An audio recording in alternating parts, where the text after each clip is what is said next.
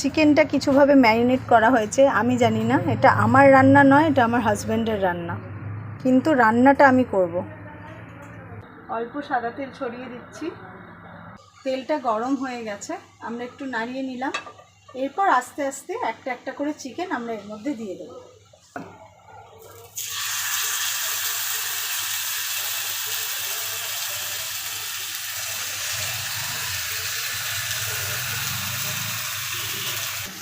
এবার এটাকে আমি চাপা দিয়ে দিলাম।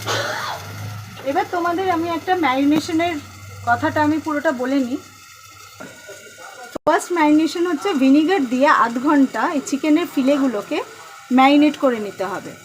তারপরে আধ ঘন্টা পরে দিয়ে দিতে হবে ধনে গুঁড়ো, জিরে গুঁড়ো, আদা বাটা, রসুন বাটা, নুন, হলুদ, কাঁচা লঙ্কার একটুখানি পেস্ট দিতে পারো তোমরা, অল্প লাল লঙ্কার গুঁড়ো, কাশ্মীরি মির্চের গুঁড়ো আর মরিচ গুঁড়ো দিয়ে ম্যারিনেট করে এটা আমি 4 থেকে 5 ঘন্টা ফ্রিজে রেখে দিয়েছিলাম।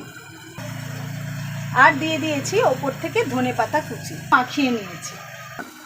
এবার ঢাকাটা তুলে আমি 5 থেকে 7 মিনিট বাদ দেখে নেব কুক হয়েছে।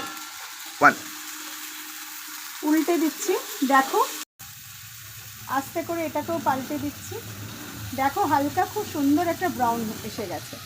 আবার আমি কিন্তু এটাকে ঢাকা দিয়ে দেবো।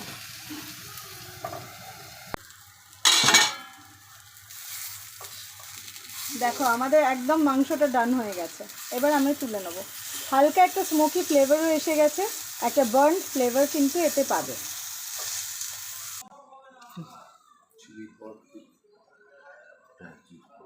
তাহলে আমাদের শেষ হয়ে গেল গ্রিল চিকেন ব্রেস্ট।